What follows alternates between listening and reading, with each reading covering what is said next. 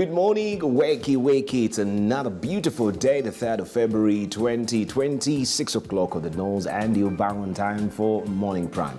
Today, it's all about business and what is happening in the market. We shall be delving deeper, just looking at the current state of play as far as the economy is concerned.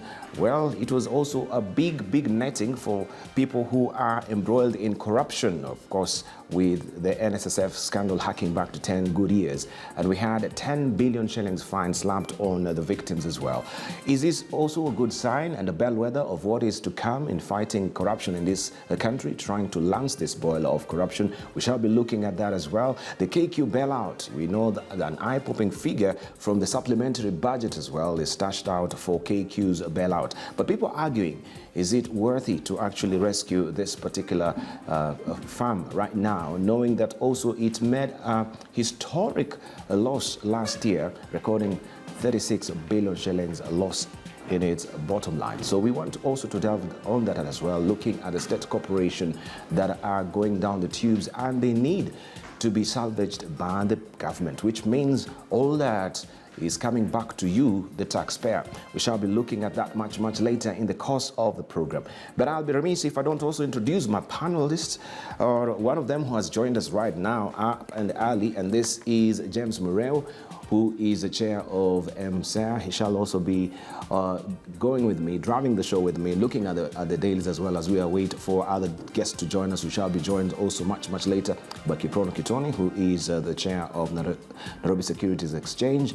Also, we shall be having on set with us, this is a member of parliament from Nambale, that is Sakwa Bunyasi, and also we shall be joined by Dennis Kabara, who is a management consultant. Right, that is how it looks today. You know the drill of what to do. You head over to our Twitter handle, which is at KTN News KE. And as always, we say we can peg our thoughts also on the hashtag Morning Prime. You're watching Sokoni Prime. This is a segment on Thursdays where we discuss all this. Let me just say hi to James Murrell, who is here with me. Good morning, sir. Good to see you. Happy New Year. Happy New Year. Yeah, should I be saying happy felicitations for the good year, because now it's February the 3rd. Yeah, I'm telling so it's still, you, yes. It's still a new year. Kidogo, yeah. It's been a while since I saw you. It's been a while, yes, isn't it? Yes. Fantastic. Yes. How have you been? Oh, very well, very well. Good to see Motoring you. Away with nation building activities. Fantastic. Yes, I can see you in the very pink of health, and we thank God for that as well. I have no complaints. No complaints at all. Not at all. Good. Yeah. All right, let's buckle down and we get to see what the dailies are holding for us. We begin with a bold paper, and this is what is a splash today. Even as we're heading towards the general election, things also lining up. Some are good, some are bad. We're taking the rough with the smooth, and this is what is on the front page of the Standard today. Bill 6, return of voting system last used in 2007.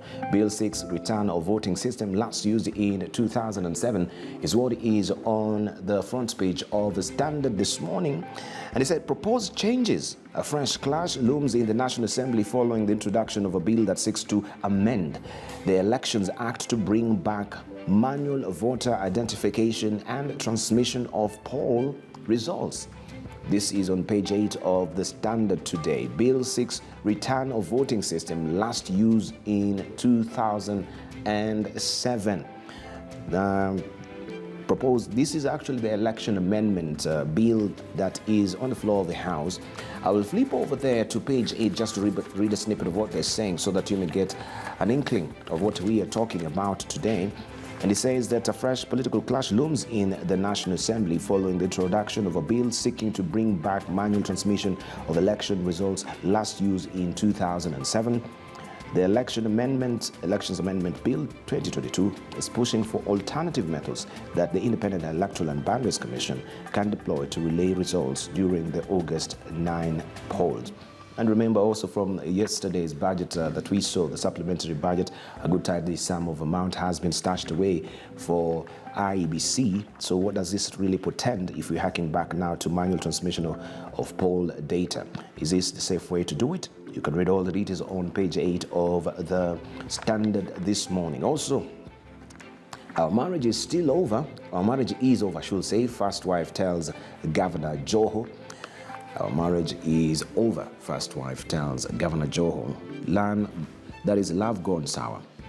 Madina Giovanni Fazzini goes to the Cadiz court seeking to dissolve her marriage to Mombasa governor after a 9-year separation. And you can follow the story on page 3 of The Standard today. Our marriage is over. First wife tells Governor Joho, love gone sour. Madina should say, Giovanni Fazzini goes to the Cadiz court seeking to dissolve her marriage to Mombasa governor after a 9-year separation. As I've said, is stashed away on page 3 of The Standard today. One Kenya lands signs packed. KANU chairman Gideon Moi can be seen here addressing the press at SKM Command Center, that is Stephen Kalonzo Musyoka Command Center in Nairobi yesterday, after OKA principals Cyrus Jirongo, Kalonzo Musyoka, and Martha Karua signed an agreement to work together. And also you can follow the details on page 7 of The Standard today. Looking on top there, we have the teaser, Ray of Hope for teachers over training fees, is another story that is stacked away on page 4 of The Standard today. Ray of Hope for teachers over training fees is what you can follow there. And SACCOs may pay new levy to authority. SACCOs may pay new levy to authority. This is on page 27. Find all the details about this levy that the SACCOs need to pay to the authorities as well. And Auber's Arsenal buy agony. You can find all the details also in the sports segment inside The Standard today. Right, there is a very interesting story on page 2 of The Standard, and this is worth a pause giving, because I think you were caught up on the sharpest edge of dilemma. This man, if we may just read that story on page 3, is a cyber story there, where a man says he stole Bible to avoid killing himself. He stole Bible to avoid killing himself. And I'll just sweep up that for you as we try and to put it up so that you can see what it's all about. So a man, it says, has been charged with stealing 2 Bibles at a supermarket in Nairobi. Augustine Wanyonyi, who is 35, told the court that he stole to read the Bibles and know God. The court asked him why he stole 2 instead of 1 Bible. Wanyonyi said he wanted to take one to his wife. He appeared before Milimani Chief Magistrate Susan Shitubi yesterday and pleaded guilty to the offense. Mr. Wanyonyi said he stole the Bibles to read and understand and preach the word of God instead of committing suicide or dying by suicide as a result of problems he was facing. The accused was charged on Tuesday and returned to the court yesterday for sentencing. Wanyonyi, who was arrested on Sunday, was charged with stealing 2 copies of Good News Bibles worth 2,100 shillings belonging to Naivas Supermarket Limited along Moi Avenue in Nairobi. And you can read the rest of the details there on page 3. So he stole the Bible so that he can get relief and solace from the Bible and avert, by dying by suicide. And the courts now, of course, the rule of law is the rule of law at the end of the day. But here is a man who is caught in a dilemma. How then, James Murray, you can respond to this a bit? How will you react yourself? Yeah. If I were the judge, a story. If you were the jury, if I were the judge, I would actually let that man off and direct him to a nice church where he can go and receive more counseling. More counseling. Yes, he's a man because really, because he's at the depth of his desperation, and I would just do that. I would really just allow him. There must be some compassion, and I think he has a compelling story. He was at the edge. That was the last hope, and just reading the Word of God was all that was left for him. Yeah, I would really not condemn him. Deval, that is our last hope. Just running to God, and God will never let him down. So if I were the judge, I would really just warn him, but allow him. And there are people who can even donate Bibles, Bibles to him. Yeah, sure. So he should be directed to a good church and just... Yes. And of course, Wanyonyi also, maybe he's none the wiser as far as accessing Bibles are concerned, and he thought that would be just the last resort that he needed to do, go steal the Bible. There is a Bible Society of Kenya also where he can get access to Bibles as well, and I know there are good also missionaries here as well. What happened to the good news, the small tiny Bibles that, yes, they're still there. Yeah, the Gideons, yeah, not the good news. The Gideons are still the New Testament. They still distribute them. But Debal, if you look at that man, he was at the end of his road. There was no time about thinking that probably that's the only thing that saved him. That's why he's able to be alive today. So at that point, I think there was no waiting to look for the Gideons. Read the word of God, and if he's alive, he's remorseful, I'm sure. Yeah. And we're grateful at least he didn't take the news and hanging himself to die by suicide. Could have been worse. Could have been worse. Yes. Yes, and of course that is in the Inside the Standard today. You can follow that particular story about that particular man, and also read about the bill that he's seeking to return, or the return of voting system last used in 2007.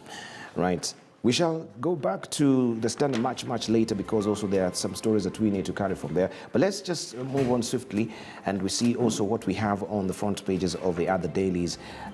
We have the Daily Nation, and we do have as well the Star for you. I'll just whip up that quickly so that you can see what it is holding for us. And this is the splash today. Raila Kalonzo's team plot mega alliance. Raila Kalonzo team plot mega alliance is a splash today, as you can see there. Azimio la Umoja movement and OKA form committee to hammer out unity deal. And still there on top, Joho's wife files for divorce. Joho's wife files for divorce is another story that you want to follow inside the Standard this morning as well, pulling apart. Citing desertion, Mombasa Governor Ali Hassan Joho's wife, Miss Medina Giovanni Fazini, seeks to end their union.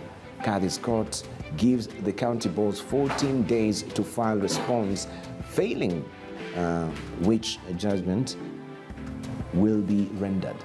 You can follow the story on page 3 of the Daily Nation this morning. Also, blow to farmers as maize prices drop to 2,800 per bag. A blow to farmers as maize prices drop to 2,800 per bag. That is on page 10. Also packed, the making of a coalition deal. February the 28th is the date when the One Kenya Alliance team will deposit coalition agreement with the Register of Political Parties. NARC Kenya Party leader Martha Karua yesterday joined Wiper Party boss Kalonzo Musyoka, his KANU counterpart Gideon Moi, and United Democratic Party head Cyrus Jirongo in signing a deed of assignment that provides a working agreement for OKA allies. You can follow this story on inside on page 4 and 5 of the Daily Nation this morning, and you can see the sequence of events here. We saw how that political amendment bill act was actually really steamrolled in Parliament, pushing the envelope.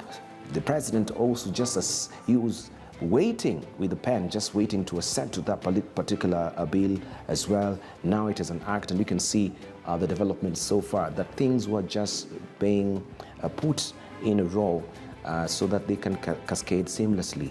And now this is when the coalitions will be dropping their deeds or their instruments of agreement with the Register of Political Parties. You can follow that story on page 4 and 5 of the that you can follow on page 4 and 5 of the Standard today. All right, let's see also another story there that we have. Sparking drinks, be wary of those long artificial nails. Well, for them that sometimes they like being struck with these long nails. I don't want to go to the gritty details. Be wary of those long artificial nails. Women aged between 19 and 30 have been dragging revelers in nightclubs using rohypnol anesthesia. It's a depressant that causes relaxation to the body, right? So they'll come to your shoulders and they'll be pretending to massage you a bit, but nonetheless, you never know what is really happening. At the end of the day, you're being drugged, you get woozy, you get droopy eyes, and On page 3 is where you can follow all the gritty details of this particular story. Ruto has 52 days to quit Jubilee. Countdown is happening right now. Deputy President William Ruto and all the MPs allied to him have until March 26 to formally join UDA. And alarm as pressure drugs run out. There's a shortage here. Our patients have, for the past 2 months, been using alternative medicines as common drugs run out of stock. That is a story that you want to follow. ICC witness gets legal counsel. This is the International Criminal Court gives witness in Kenyan lawyer case legal advisor. You have the story at the back page of the Daily Nation. That is Paul Gishoro's story inside the Daily Nation. This is how it looks today. Let me try and whip up the Star for you so that you can also follow what is on the front page of the Star quickly and get to have the update of what the Star is holding for us this morning. And this is what you're waking up to on the front page of the Star. It's all about the politics of the day and also the preparation of it by the IBC, and that particular bill that I was talking about that is on the front page of the Standard today is also the story that is a splash on the front page of the Star this morning.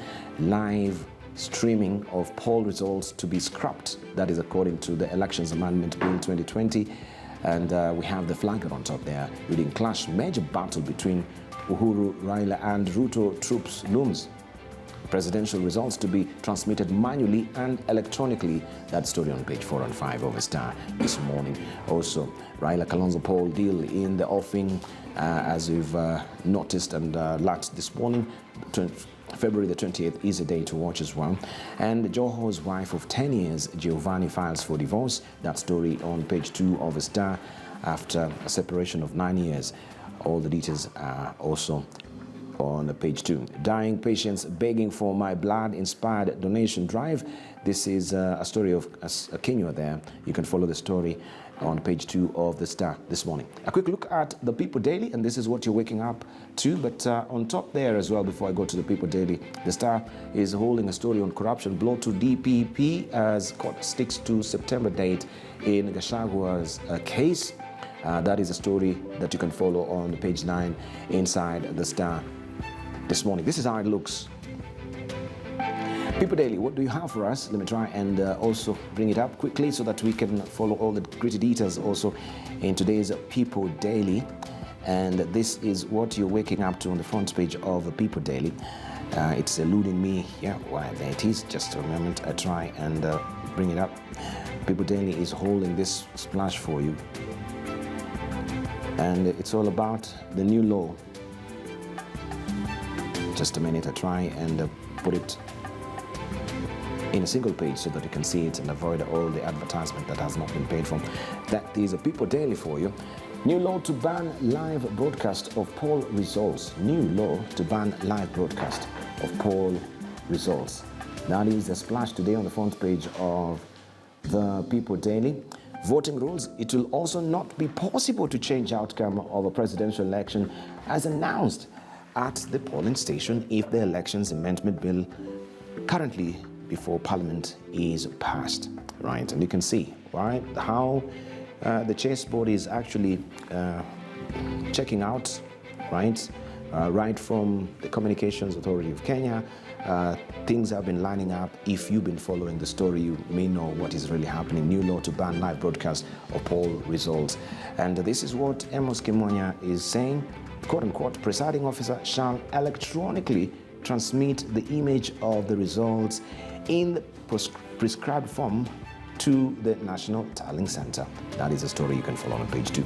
Also, public servants get resignation guidelines. Government sets February the 8th as the deadline for officials who want to contest elections to quit. There was a circular that was released yesterday, and you can follow the story also inside the People Daily today.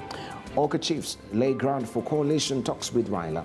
You know the story. This is the details also you can follow inside the People Daily. That's how it looks. Mombasa boss Joho's wife files for divorce. Also, it's another story that you can follow. And this is happening across all the pages or the front pages of the dailies today. Mombasa Joho's wife files for divorce. Good. Let's move on and we see what is happening in Rwanda, just to get a snippet of also what our neighboring countries are doing. And this is what is on the front page of the New Times in Rwanda.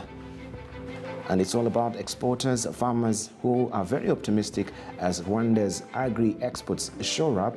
Exporters, farmers optimistic as Rwanda's agri-exports shore up is a splash on the new front page of the New Times today. Coffee export grew by over 47% compared to the same period last year. Coffee export grew by over 47% compared to the same period last year. This story is well fleshed out for you on page 5 of the New Times today. And also, I have a coffee farmer with me who is also the chair of Nairobi Securities Exchange as well. This is Kiprono Kitoni, and he will be maybe also surprised by this 47% compared to the same period last year. Compared to our country, he's been doggedly following what is happening, so he can tell us what is really happening, right? Kiprono, good morning, good to see you. Thank you very much. Good to see you too. Fantastic. And of course, you have a green tie today, representing the green of the farmers as well. Absolutely. Yeah, but looking at Rwanda as well, if you may just have that New Times back so that he can weigh in 47% compared to the same period last year. I don't know our coffee here and the coffee farming in Rwanda, how diametrically different are they? Very similar, because Rwanda grows highland coffees like we do. We are growing primarily Arabica coffees in Kenya. Yes. And you know, coffee is a globally traded commodity, so we are really affected by the dynamics of what happens in other jurisdictions. The largest coffee exporter globally is Brazil, and Brazil has been having an extended period of difficulties, and that's favored coffee prices, coffee commodity prices in the rest of the world. In Kenya today, the auctions for the AA P1 versions are going for in excess of $7 per kilo. So it's a really good time for coffee farmers outside of Brazil. Okay, Yes. Fantastic.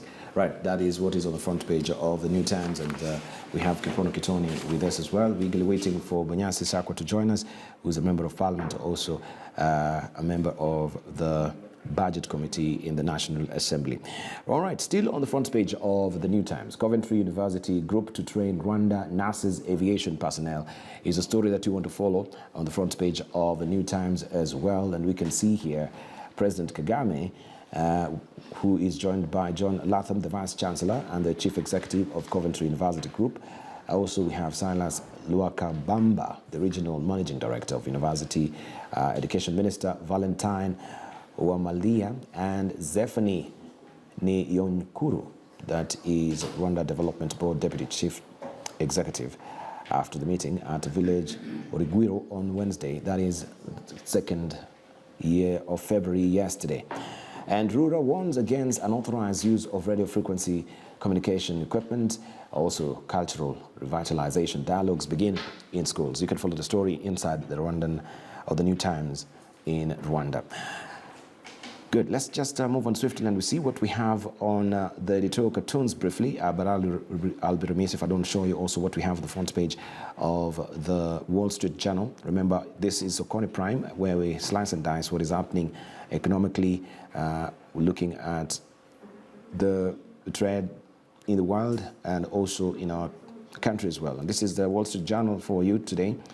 Given the time zone, this will be our latest. And blaze at North Carolina fertilizer plant forces evacuation. That is a picture that you can see on the ground. A fire at a fertilizer facility in Winston-Salem forced thousands of residents to evacuate their homes amid concerns over chemicals in the plant that could lead to an explosion. Job market still tight as hiring cools a bit. Workers quit at lower but still elevated rate as economy takes heat from Omicron spread. And Putin accuses US of ignoring demands in Ukraine standoff. You can read all the details of this developing tenuous situation between Russia and Ukraine. We have President Vladimir Putin of Russia saying the US and its European allies had basically ignored Moscow's demand for security assurances, but expressed a willingness to continue talks as Russian troops maneuvered near Ukraine's border and Kyiv rushed to bolster its defenses. That is a story that you want to follow inside the Wall Street Journal this morning. And also we have Exxon hits Gasha of cash as oil rides high and startup investors retrench following rout in tech IPOs. You can follow the story inside the Wall Street Journal.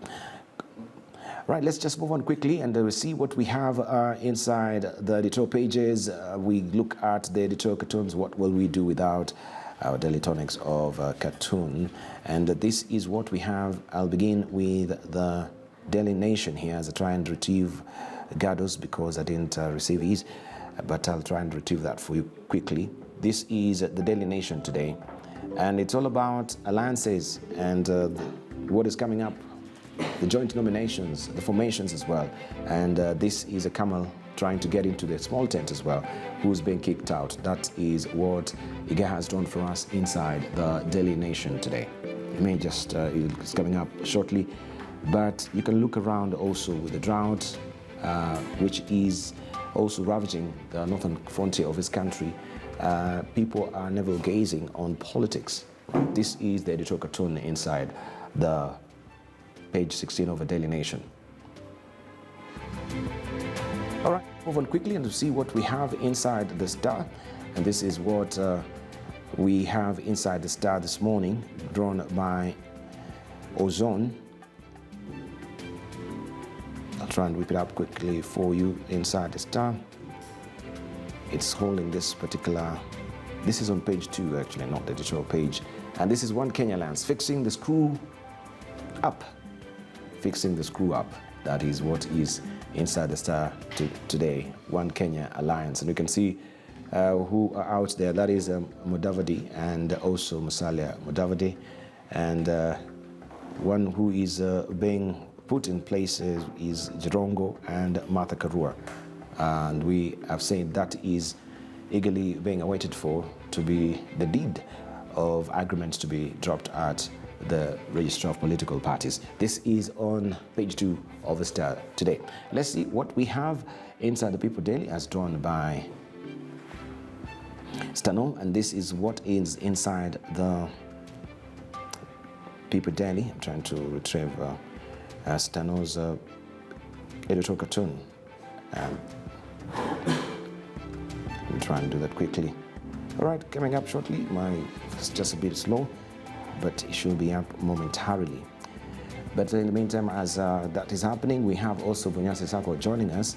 I'll just cross over to him to give us, of course, his introduction or introductory remarks and the good mornings as well. Mheshimiwa, good morning. Good morning, indeed. How are you? I'm very well. Thank you for joining us today. Thank you. Yes, we just did a paper review, and I thought maybe you could have been in the house earlier to just comment on it as well. And I trust that you have a copy of the Standard this morning. And this is a bill that is seeking return of voting system last used in 2007. You are intimately familiar with the Elections Amendment Bill 2022. And I just wanted you to weigh in on that because briefly, you are in the National Assembly. You can give us a traction of where this particular bill is at on the floor of the House, the first reading, second reading, or are we headed to the third reading waiting for assent by the President? Thank you very much, Nabal. The bill is now in its second reading. Yes. But I think that's going to be completely fast-tracked from the way I see it. I don't know. I think we'll make substantial progress today moving forward, and next week it should maybe be concluded. It's a bill that's going to be very controversial. You know, we had moved away from systems manual because of the high risk of interference, human interference into the process. And we've gone on to biometric identification and electronic processes. Yes. But I think for various reasons, some of which are contentious, highly contentious, with one side feeling that when such a rule is put in place, there could be a possibility that interference is done in favor of one side of the with tremendous partiality, let us put it that way. Maybe more than two sides, so I can't say one side. So I think we're going to have a vigorous debate again, bringing back the memories of the highly charged 2007 campaign process. Yeah. All right, thank you very much. Good, and let me try and whip up the Business Daily briefly for you, because I didn't show you that before I go to that particular cartoon. This is what is on the front page of the Business Daily, very important because today is Sokoni Prime, and we look at what is happening in the business arena as well. Uhuru backs teachers ouster on HIF board that is a splash today. It's all about the insurance. The state will now control 70% of the board, up from the initial 40%. President Uhuru Kenyatta has backed the ouster of teachers and NGO representatives from the board of the National Hospital Insurance Fund in late changes made to the law, tightening the government's grip on the cash-rich insurer. Also, Huduma centers face poster eviction. The Postal Corporation of Kenya has threatened to evict Huduma centers of 1.7 billion shillings rent arrears in what could put sensitive data at risk. The Public Service Ministry told Parliament that some of the Huduma centers are on the verge of closure due to rental demands by PCK. In 2013, the government launched the Huduma Center to enhance efficiency in public service delivery by decentralizing key services such as the application and issuance of national identity cards and birth of certificates. PCK hosts nearly half of the Huduma centers across. And we can just get also the turn of thought of James Murray on this poster. They need this money badly because we know also they're waiting for a signal to get firing some of its staff, right? So this tidy sum of money is very good for the cash flow as well. Yes, it is. But Posta has had its issues. Yes. I think Post Office, Posta generally, failed to see the signs of time. Mm-hmm. And they have largely been struggling. I don't know how far they can go on with this, because a lot of their services that they were offering have been taken over by the social media, by the deliveries that I mean, if you hardly ever get retail letters now, you get everything on your email. So they've sort of found themselves irrelevant. I don't know how much longer they can fight for that space. Mm-hmm. Yes. So how do they keep afloat, Kiprono Kitoni? I think they can't, because there's no way now. And no one is getting snail mails anymore. Yeah, the parcel delivery units are there. Greeting cards as they were before. I think for me it's very straightforward. It's business. You either ship up or ship out. Uh-huh. I mean, literally. I mean, that's a business model that is no longer valid. And they sit on a lot of prime real estate across the country. And in my own opinion, I think that business should have been transformed many years ago. Mm-hmm. Yeah, prime real estate. In fact, they might, the country. I mean, they're sitting in the center of every metropolis in this country. Mm-hmm. I mean, they have post offices where there are little boxes, metal boxes that you go and supposed to go and collect your mail out of. I mean, that real estate could have been converted into other uses. Mm-hmm. I think myself that it's a business model that is really long past its time. Mm-hmm. Yeah. So, drawing from exchequer, but I wanted to ask this question because I believe with the procurement, the Public Procurement Disposal Act, we have the disposal part of it that we never really talk about in this country. And when we talk of assets, I think Posta, when it was at Kenya Telecommunications and Postal, how was it? KPTLC, I can't remember. Yes. Kenya Post and Telecommunications Corporation. Yes. We had a lot of those booths all over the country, if you may remember. We had a lot of the power lines and the poles, not the power lines, but the telephone lines actually, and the poles all over the country. We as media also, we never scrutinize on the disposal bit of these assets, because how are they really accounted for at the end of the day? Is it also in the pages of the Auditor General when it comes to disposal of his assets, because it's not also brought to the public arena? If people want to buy them, maybe they are scrap, they were turned into scrap. But how then do we account for these assets, especially for Posta, with those telephone booths that were there, many of them? I think, first of all, we have to separate. There was Kenya Post and Telecommunications Corporation, KPTC, yes, which was later unbundled into Telcom Kenya, yes, and Postal Corporation of Kenya. So I think there was a clear demarcation of the two. Mm-hmm. And, out of the Telcom Kenya, Safaricom was birthed and has become today the largest and most successful corporate in East and Central Africa. Yes. the Public Procurement and Disposal Act, I think the government is very, very onerous. The details of how they dispose of things are very well accounted for. I think those go all the way to the Public Accounts and the Public Investment Committee in Parliament that scrutinizes the disposal. So I really don't worry very much about the disposal. I'm sure it was done following the laid down procedure. For me, what concerns me But is... don't you think we as public, we need to know? Because this is our assets. I'm sure it is in the public record if it was investigated and followed up. For me, what concerns me is the lack of commercial orientation in the mindset of government, particularly around businesses like Postal Corporation of Kenya. If it was an enterprise in private hands, I don't think they would have reached it. What they're going through right now is the Kodak moment. You remember Kodak, the company? Yes. Kodak got to a point where they didn't realize that people had gone out of photography in its traditional format. And before they knew it, they were gone because everybody moved digital. They didn't move digital fast enough. So I think for me, the challenge sometimes in the public sector is the lack of a commercial orientation and perhaps a bit of rigidity that doesn't allow for quick commercial decisions to be taken. All right, let me also cross over to Sakwa Bunyasi to tell us more on this. It's not only just Posta, because I think some of these parastatals or this particular story is opening up a big arena on some of the state corporations which are not doing very well right now, but they got a tidy good sum of assets around the country, but they're not turned into, liquidity flow at the end of the day. You might want to comment on the Posta?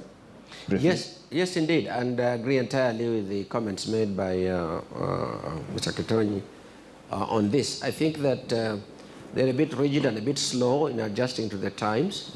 That is the institution itself. But I would have thought, though, that, say, Treasury, the real owners of all of these assets, would themselves put pressure to say, on this issue of orientation, on this issue of not having, not looking forward beyond tomorrow, as it were, to urge them to do something else.